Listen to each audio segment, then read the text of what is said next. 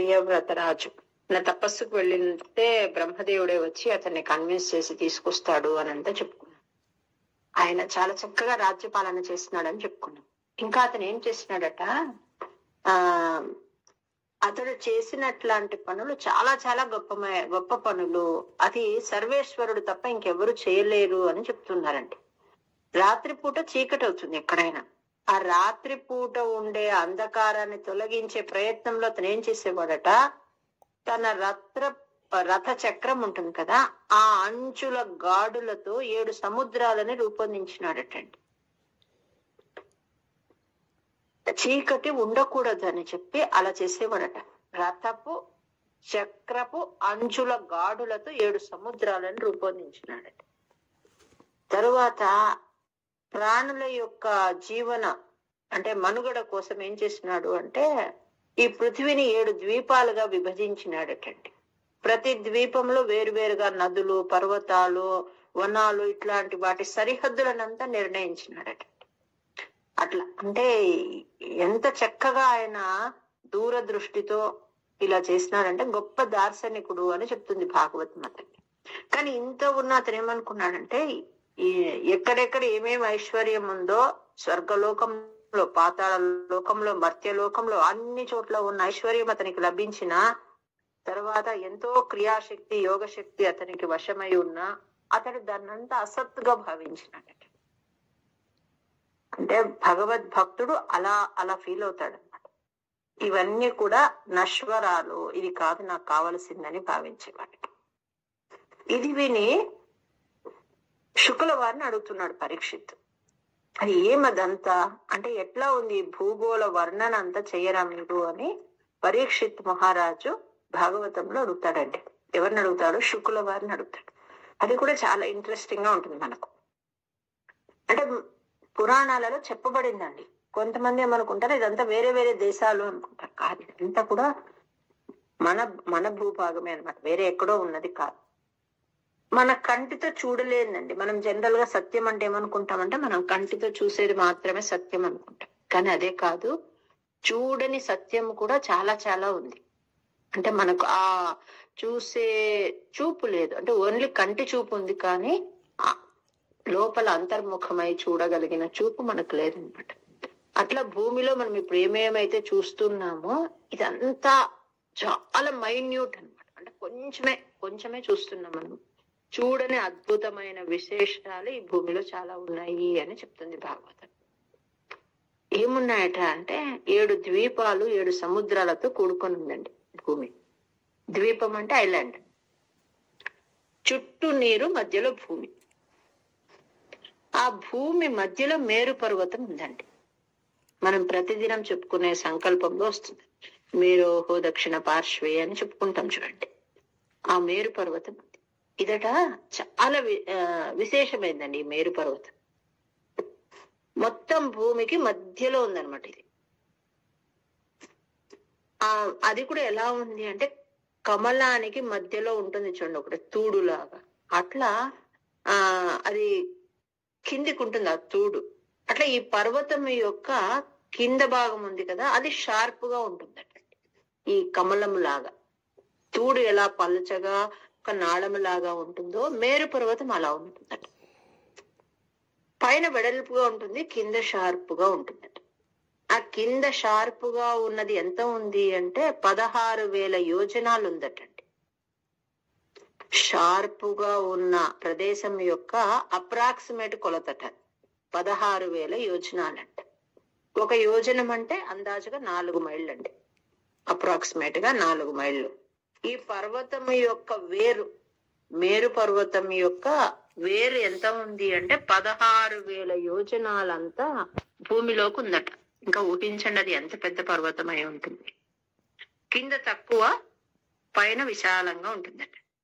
పైన ఎంత ఉంది అంటే 32,000 యోజనాలు ఉందట పైన. అంత విశాలంగా ఉందట. ఇది చాలా ముఖ్యమైనది. అన్ని పర్వతాలు ఎట్లా ఉంటాయంటే కింద షార్ప్ గా ఉండి, కింద విశాలంగా ఉండి పైకి పోను ఇట్లా షార్ప్ గా అయితే కొండలు పర్వతాలు మనం చూస్తూ ఉంటాం. కానీ దానికి ఆపోజిట్ అన్నమాట ఇది. కింద షార్పుగా ఉండి పైన విశాలంగా ఉంటుంది. ఈ పర్వతం చాలా చాలా విశేషమైనదట. ఎందుకు అంటే దేవతల యొక్క వాసస్థానం. దీని చుట్టూ ఎన్నో మళ్ళీ ద్వీపాలు, దేశాలు అని ఉన్నాయి. ఈ మేరు పర్వతము బంగారు పర్వతం అంటే ఇక్కడ బంగారు ఎట్లా తయారవుతుందని కూడా ఉందండి. ఈ భూమికి మధ్యలో ఉండే పర్వతం ఈ మేరు పర్వతము. కింద షార్ప్, పైన విశాలంగా ఉంటుంది.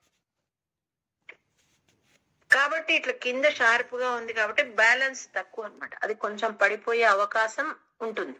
మనం కదా విసర్రాయి ఉంటుంది చూడండి, దానికి ఒక చెక్క ఉంటుంది, మనం ఇట్లా విసురుతామే, అది పడిపోయినప్పుడు ఏం చేస్తామంటే దానిలోకి ఏదైనా కొంచెం పెట్టి దాన్ని ఇట్లా కొడతామన్నమాట, అంటే కూర్చోడానికి.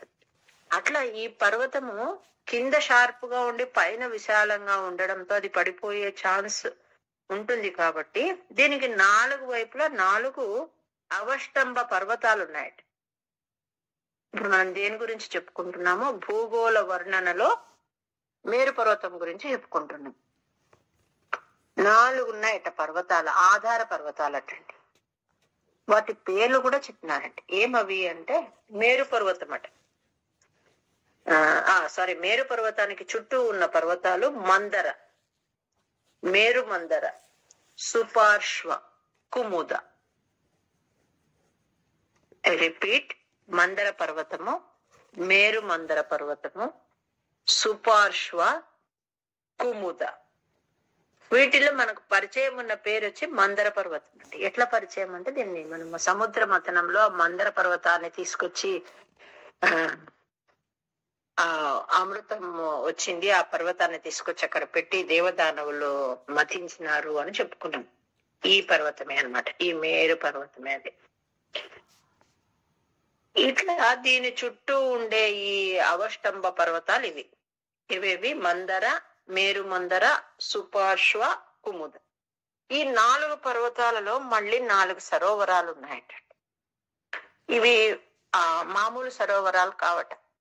దేవతలు, యక్షులు, గంధర్వులు ఇట్లా పెద్దవాళ్ళు, గొప్ప వాళ్ళంతా వాళ్ళ ఆట స్థలంగా వాడుకుంటారు. క్రీడా స్థలం అట ఆ సరోవరాలు.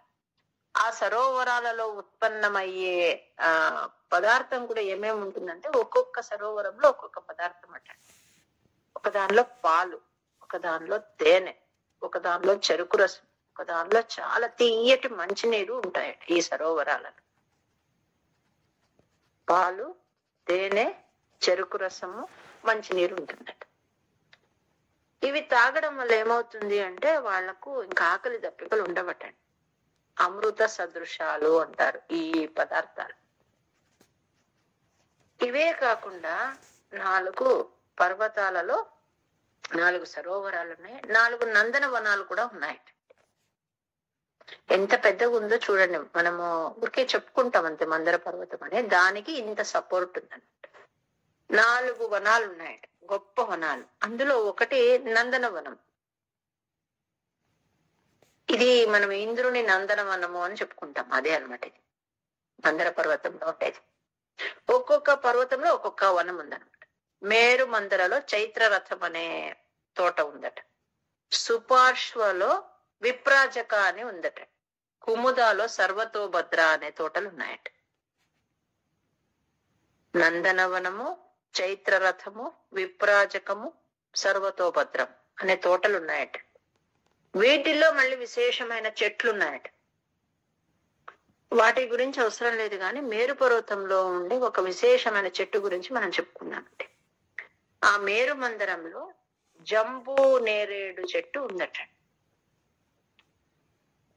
అది ఎంత ఉంటుందంటే మన నేరేడు పండు ఎంత ఉంటుందండి, కానీ ఇక్కడ పండట ఏనుగంత సైజు ఉంటుందట.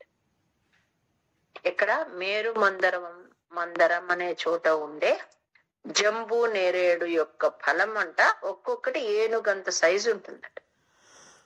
అది పండయి తాను కింద పడిపోతుందట.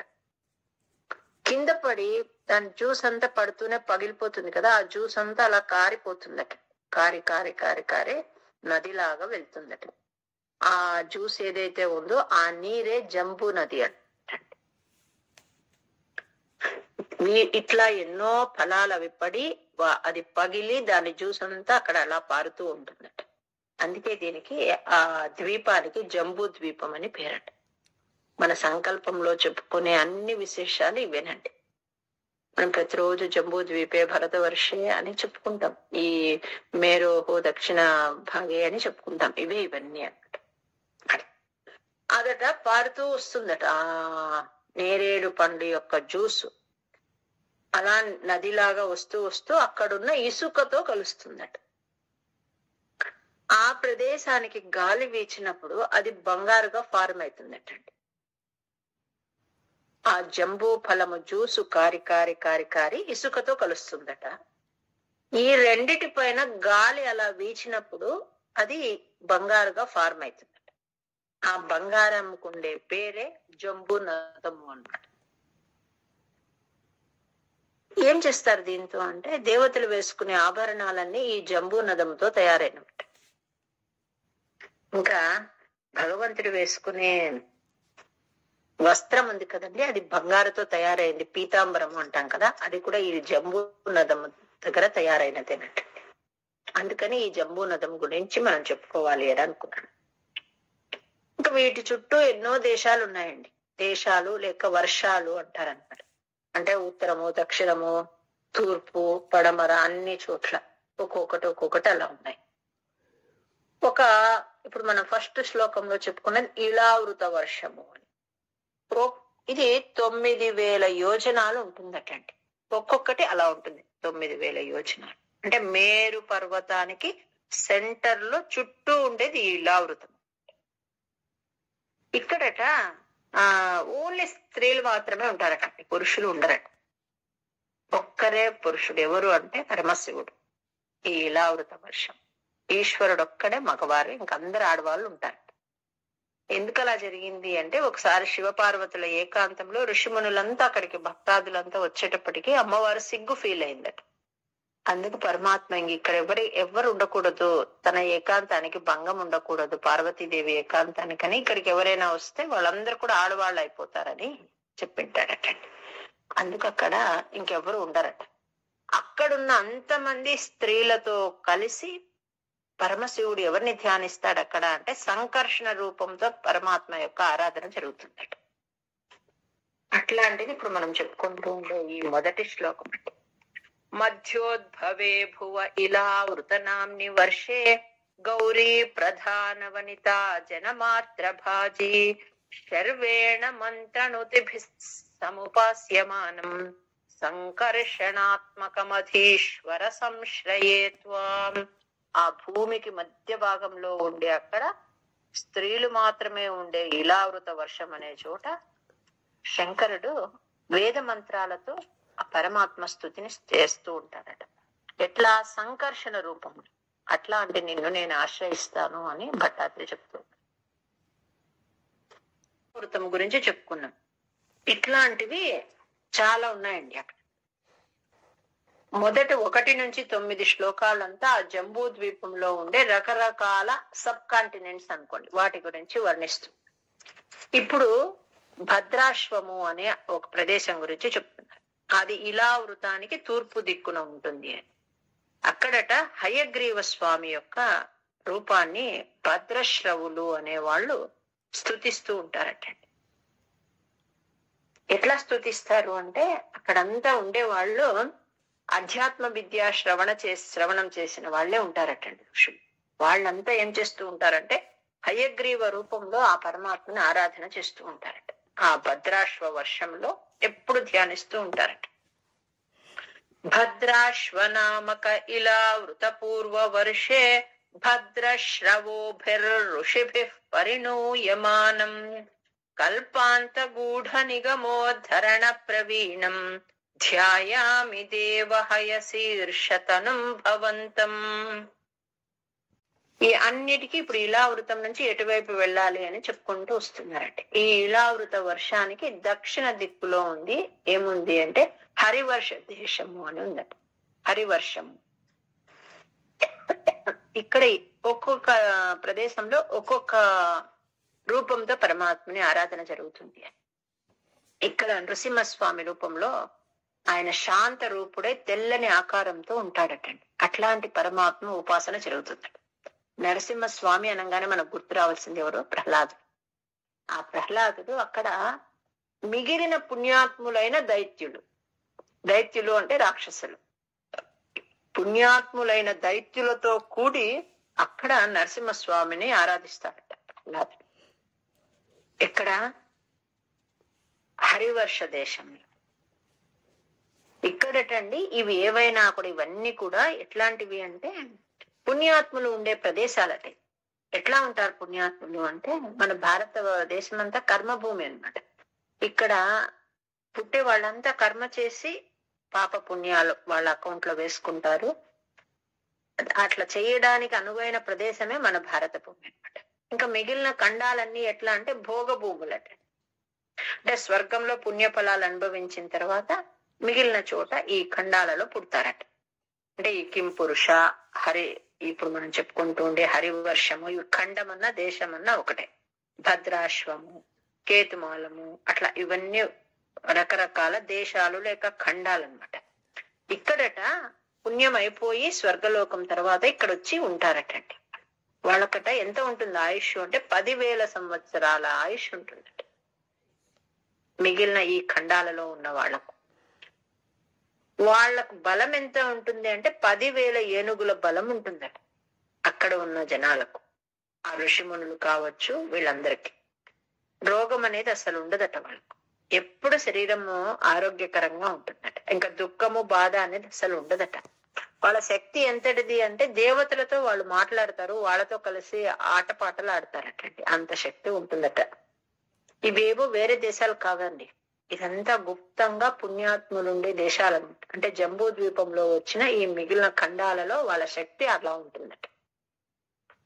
ధ్యాయామి దక్షిణగతే హరివర్ష వర్షే ప్రహ్లాద ముఖ్య పురుషై పరిషేవ్యమాణం ఉత్తుంగ శాంత ధవళాకృతిమేక శుద్ధ జ్ఞానప్రదం నరహరిం భగవన్ భవంతం. ఈ 21వ దశకము జంబూ ద్వీపాదులందు భగవదుపాసన అని ఉన్నది.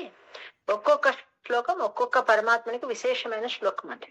అంటే మనకి ఏది ఇష్టమో అలాంటి స్వరూపాన్ని ధ్యానించాలంటే ఈ ఒక్కొక్క శ్లోకంతో కూడా మనం విశేషమైన ఆరాధన, అంటే దాన్నే పదే పదే అంటే అర్థం తెలుసుకుని ఎలా ఉంటాడు అక్కడ స్వామి, ఎలా ధ్యానిస్తారు అక్కడ వాళ్ళని మనం కూడా అలా ధ్యానించవచ్చండి. కొంతమందట కొన్ని వేల సార్లు ఈ శ్లోకం, అంటే అక్కడ కూడా భాగవతంలో కూడా శ్లోకం ఉంది, ఒక్కొక్క పరమాత్మ ఆరాధనకు ఒక్కొక్క శ్లోకం ఉందండి.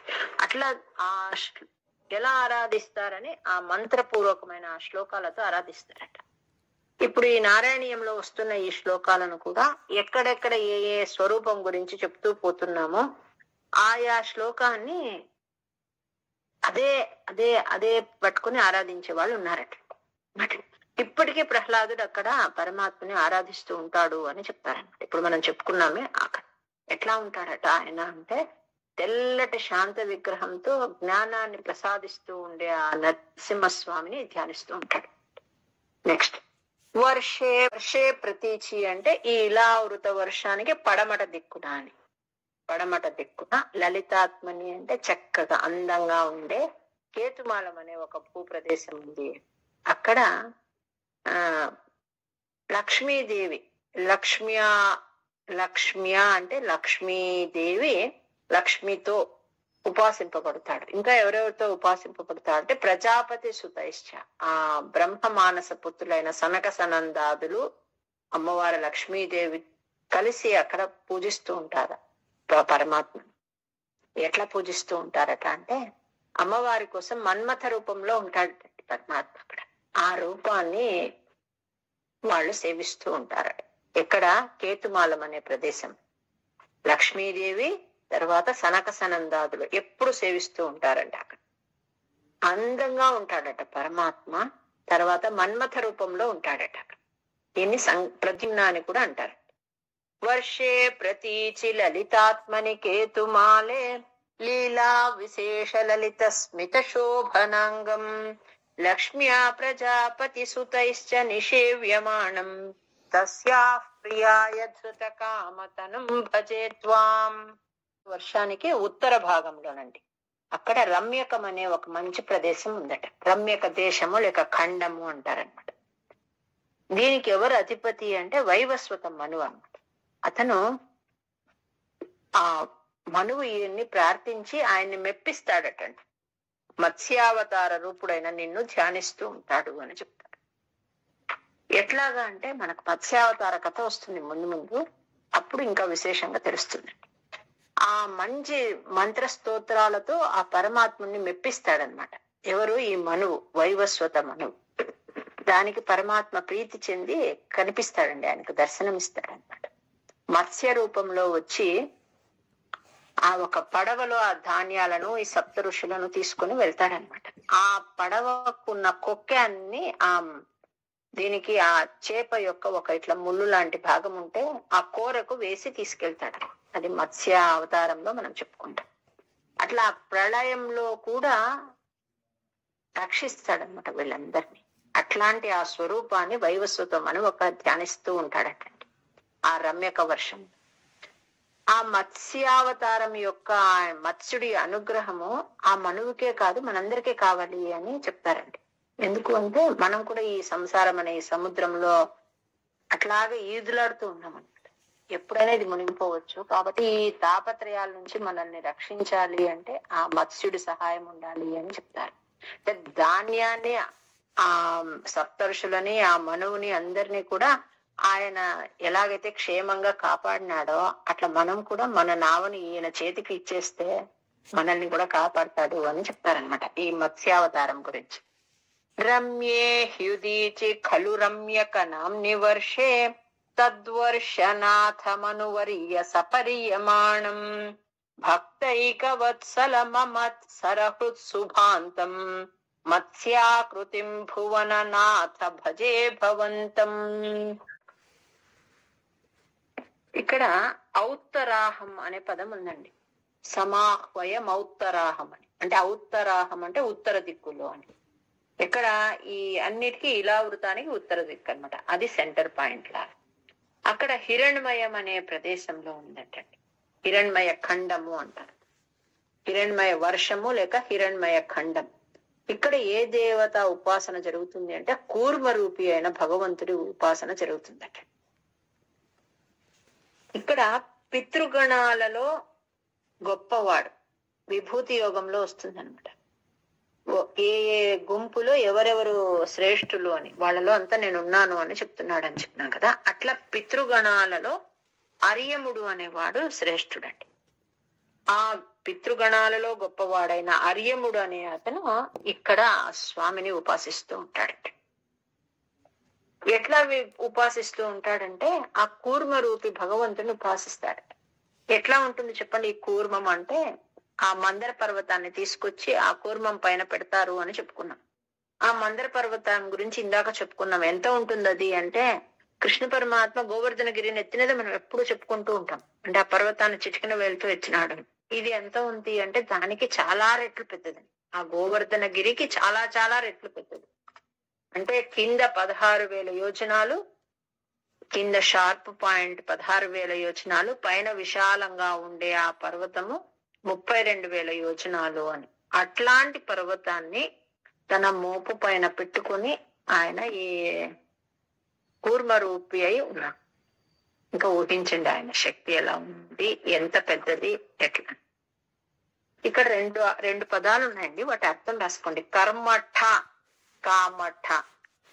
కామఠ అంటే టారటైస్, తాబేలు రూపం అని. కర్మఠ అంటే హార్డ్ సర్ఫేస్ అని. దానిపైన పెట్టినారనమాట ఆ పర్వతం. ఆ మందర పర్వతాన్ని తెచ్చి ఆ కూర్మ రూపుడైన ఆ పరమాత్ముని పైన పెట్టి చిలికింటారనమాట. కామఠ అంటే టార్టైస్ లేక తాబేలు. కర్మఠ అంటే హార్డ్ సర్ఫేస్ అని, ఆ గట్టిగా ఉండే ప్రదేశం. అక్కడ అంత పెద్ద పర్వతాన్ని ఆలవోకగా ధరించినాడండి స్వామి. అట్లాంటి పరమాత్మను అర్యముడు, పితృగణాలలో శ్రేష్ఠుడైన అర్యముడు ఎప్పుడు అక్కడ కొలుస్తూ ఉంటాడట. అది ఇక్కడ చెప్తున్నారు. వర్షం హిరణ్మయ సమాహ్వయమౌత్తరాహం ఆసీనమద్రిధృతి కర్మఠ కామఠాంగం సంసేవతే పితృగణ ప్రవరోర్యమాయం తంత్వాం భజామి భగవన్ పరచిన్మయాత్మన్. ఉత్తర కురు దేశము అంటారండి దీన్ని, ఉత్తర కురు వర్షము అంటారు. ఇక్కడ యజ్ఞవర యామ్యాం దిశం అంటే యముడికి సంబంధించిన దక్షిణ దిశ అనండి. ఈ ఇళావృత ఖండానికి లేక ఇళావృత దేశానికి దక్షిణ వైపున్న కింపురుషం అనే ప్రదేశంలో ఎవరిని ఎవరు ఉపాసిస్తూ ఉంటారు అంటే హనుమంతుడండి.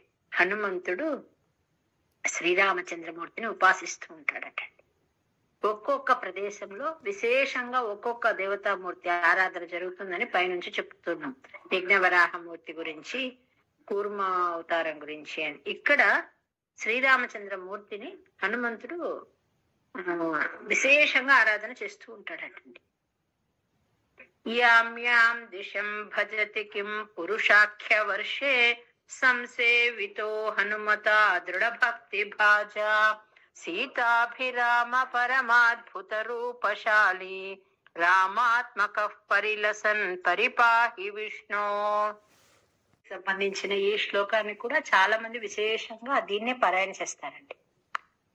ఆ రాముల వారి అనుగ్రహం కోసము మన మిగిలిన B1 B2 గ్రూప్స్ లో కూడా కొంతమంది వాళ్ళకి ఇష్టమైన ఒక్కొక్క శ్లోకాన్ని తీసుకొని దాన్ని బైహార్ట్ చేసేస్తున్నారండి. అంటే ఇప్పుడు ఆ రూపాన్ని ఆరాధించాలంటే ఆ శ్లోకం బాగా నేర్చేసుకున్నారనమాట. అంటే పలుకుంటూ ఉంటారు. ఇది ఎట్లా ఉంటుందట ఈయన కరుణ అంటే రామచంద్రమూర్తి దండి. ఆయన అవతార సమాప్తి ఎప్పుడు అందరినీ పిలిచారటండి. నాతో పాటు ఎవరు వస్తారండి, అందరినీ తీసుకెళ్తా నేను నాతో పాటు వైకుంఠానికంటే అందరూ వచ్చినారటండి. మేము వస్తామని. మనుషులతో పాటు కుక్క, నక్క, దోమ, పురుగు, పుట్ర అన్ని కూడా వచ్చినాయటండి. ఎలా వచ్చినాయి అవి? వాటికి పాపం పుణ్యం లేదు కదా, ఓన్లీ మనిషి జన్మకే కదా అవన్నీ అంటే అవి ఏమి చేయలేదటండి. భజేత రామం, ఎప్పుడు రామ రామ రామ రామ రామ రామ ఆ నామాన్ని భజించి ఆ తత్వాన్ని వంట పట్టించేసుకున్నాయటండి. అది ఏ ప్రాణి పశువు అని కాదు, అన్ని వచ్చినాయట. అందరినీ తీసుకెళ్ళాడటండి రాముడు. అంత గొప్ప అవతారం అన్నమాట. అంటే మనుషులనే కాదు, వానరాలను, ఎలుగుబంట్లను, కుక్కలను, పురుగులను ఏవే ఉన్నాయో అన్ని కూడా భజేత రామం రామ రామ రామ చేసి అవట ఆ రామతత్వాన్ని వంట పట్టించుకుని ఆ మోక్షాన్ని పొందినాయి అని రామావతారంలో వస్తుందండి. అట్లాంటి విశేషమైన అవతారం. నెక్స్ట్ ఖండం గురించి చెప్పుకున్నాము, ఉత్తర కురు ఖండం గురించి చెప్పుకున్నాము, రమ్యక ఖండం లేక రమ్యక వర్షం గురించి చెప్పుకున్నాం. ఇప్పుడు భారత ఖండం. ఇక్కడ ఎవరిని ఎవరు ఉపాసిస్తూ ఉంటారు అంటే నరనారాయణ రూపంలో వెలిసి ఉంటారటండి.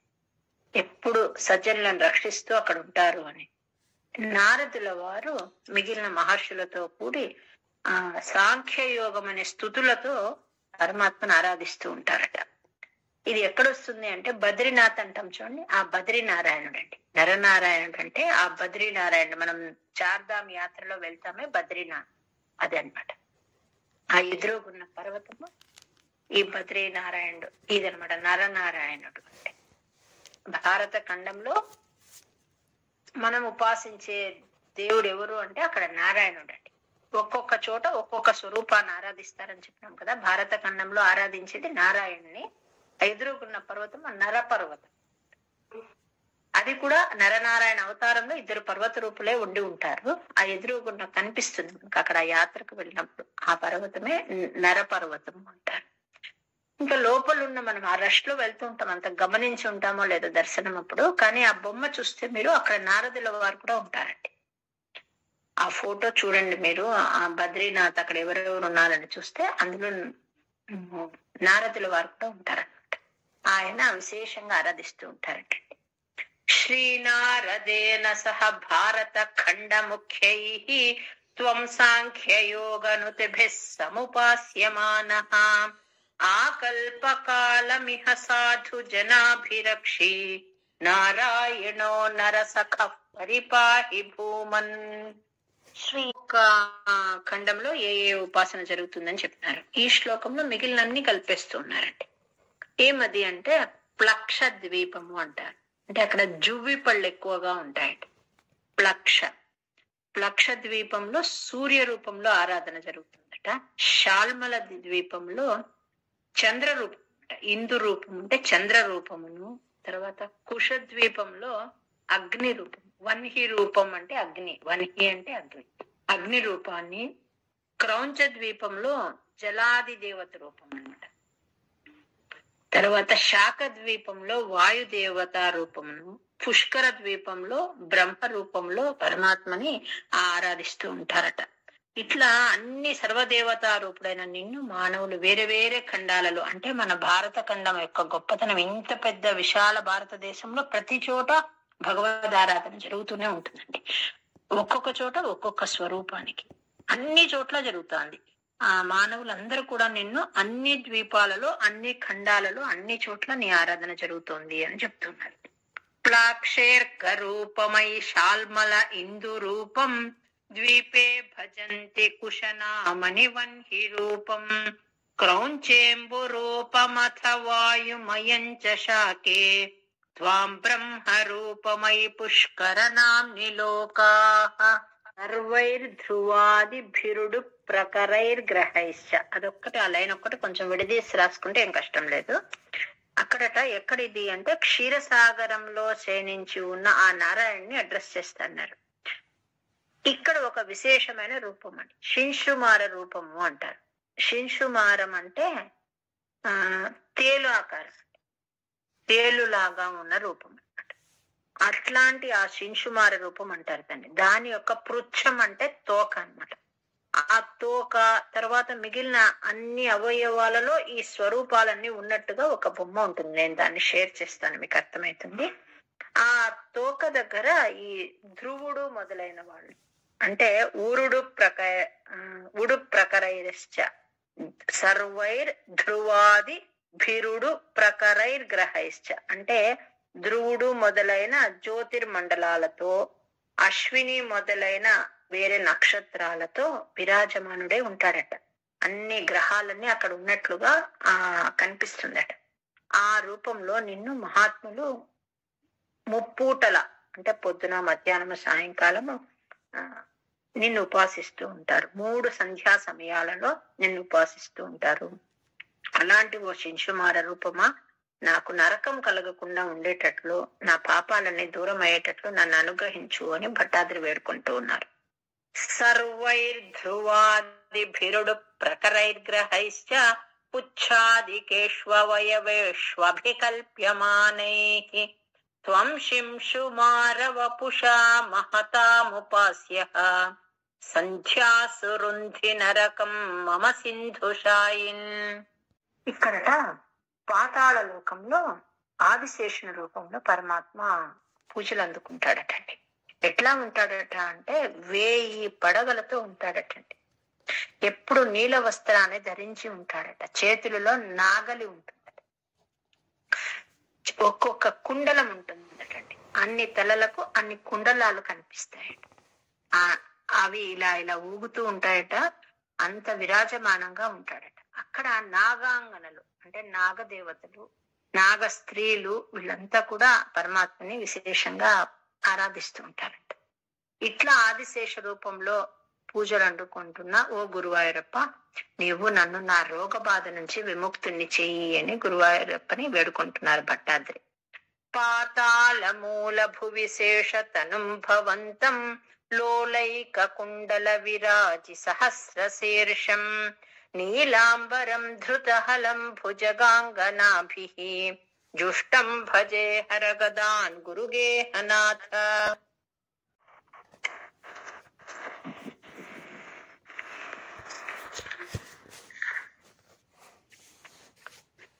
ఇక్కడ ఈ జంబూ ద్వీపాదుల ఎందుకు భగవద్వర్ణన అంటే ఇక్కడ భూలోక వర్ణన, ఖగోళ వర్ణన అవన్నీ కూడా వస్తాయండి. ఒకరోజు ఎప్పుడైనా ఒక క్లాస్ లో, ఇప్పుడు మనము మొన్న ఎట్లా ఉంటుంది జంబూ ద్వీపం అనేది చెప్పుకున్నాం. ఇంకా ఏమేమి ఉన్నాయి అందులో, ఈ నక్షత్రాలన్నీ ఎట్లా ఉన్నాయి, ఎంతెంత దూరంలో ఏవేవి ఉన్నాయి, వాటికి అంతా కూడా భాగవతంలో చాలా విశేషంగా చెప్తున్నారండి.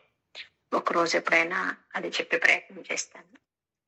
మధ్యోద్భవే భువ ఇలావృత నామ్ని వర్షే గౌరీ ప్రధాన వనితా జనమాత్ర భాజీ శర్వేణ మంత్రనుతిభిః సముపాస్యమానం సంకర్షణాత్మకమధీశ్వర సంశ్రయే త్వాం. భద్రాశ్వనామక ఇలావృత పూర్వవర్షే భద్రశ్రవోభిర్ ఋషిభిః పరిణూయమానం. కల్పాంతగూఢ నిగమోద్ధరణ ప్రవీణం ధ్యాయామి దేవహయశీర్షతనం భవంతం.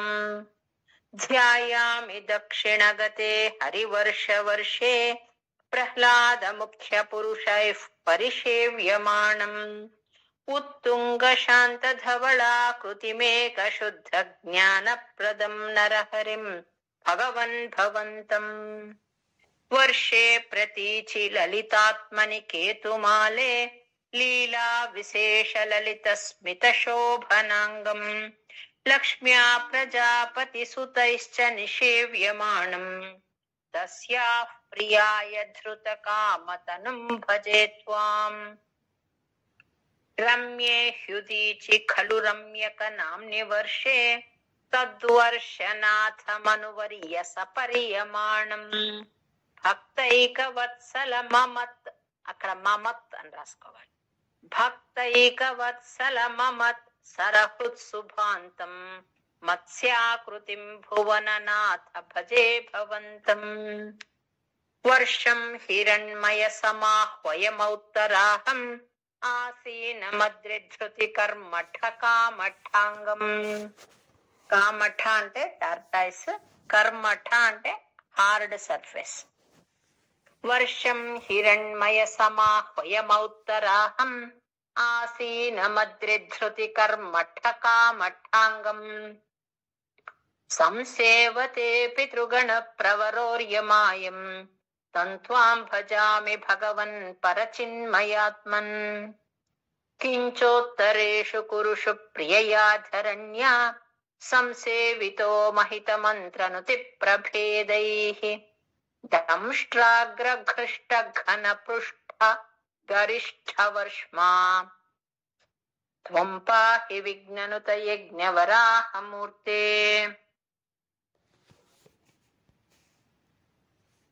భజతి కిం పురుషాఖ్య వర్షే సంసేవితో హనుమతా దృఢ భక్తి భాజా. సీతాభిరామ పరమాద్భుత రూపశాలి రామాత్మకః పరిలసన్ పరిపాహి విష్ణో. శ్రీనారదేన సహ భారత ఖండ ముఖ్యైః త్వం సాంఖ్యయోగనుతిభిః సముపాస్యమానః. ఆకల్పకాలమిహ సాధు జనాభిరక్షి నారాయణో నరసఖః పరిపాహి భూమన్. ప్లాక్షేర్కరూపమయి శాల్మల ఇందురూపం ద్వీపే భజంతి కుశనామని వన్హి రూపం. క్రౌంచేంబురూపమథ వాయుమయం చ శాకే త్వాం బ్రహ్మరూపమయి పుష్కరనామ్ని లోకాః. సర్వైర్ధ్రువాదిభిరుడు ప్రకరైర్గ్రహైశ్చ సర్వైర్ధ్రువాదిభిరుడు ప్రకరైర్గ్రహైశ్చ పుచ్ఛాదికేష్వవయవేష్వభికల్ప్యమానైః. త్వం శింశుమారవపుషా మహతాముపాస్యః సంధ్యాసు రుంధి నరకం మమ సింధుషాయిన్. పాతాళమూలభువిశేషతనుం భవంతం లోలైక కుండల విరాజి సహస్రశీర్షం. నీలాంబరం ధృతహలం భుజగాంగనాభిః జుష్టం భజే హరగదాన్ గురు గేహనాథ. గోపికా జీవన స్మరణం గోవింద గోవింద నారాయణ అఖిల గురో భగవన్ నమస్తే. భాగవతంలో 12 స్కందాలు ఉంటే 5 స్కందాల విశేషాలు అయిపోయినట్టు అనమాట. ఇప్పుడు 6వ స్కందం స్టార్ట్ అవుతుంది. 6వ స్కందంలో అజామిళుడి గురించి వస్తుందండి. అజామిళోపాఖ్యానం అంట. మనము నారాయణ వర్మ గురించి చెప్పుకున్నాం. నారాయణ కవచం అంటారు, నారాయణ వర్మ అంటారు. అది కూడా ఈ 6వ స్కందంలోనే వస్తుంది. ఒకసారి ఎప్పుడైనా ప్రాక్టీస్ క్లాస్ లో మీకు ఇవి అయిపోయినప్పుడు ఒకసారి ఆ నారాయణ కవచాన్ని కూడా ప్రాక్టీస్ చేయిస్తారు. విజయ గారు ఎప్పుడైనా ఒకసారి ప్లాన్ చేసుకుని నారాయణ కవచము ఒక 3 days అట్లా ప్రాక్టీస్ చేయించండి. Okay ma'am, జయగోదావరి. వంశస్థ అంటారు. వంశస్థ దీని ఛందస్సు పేరు.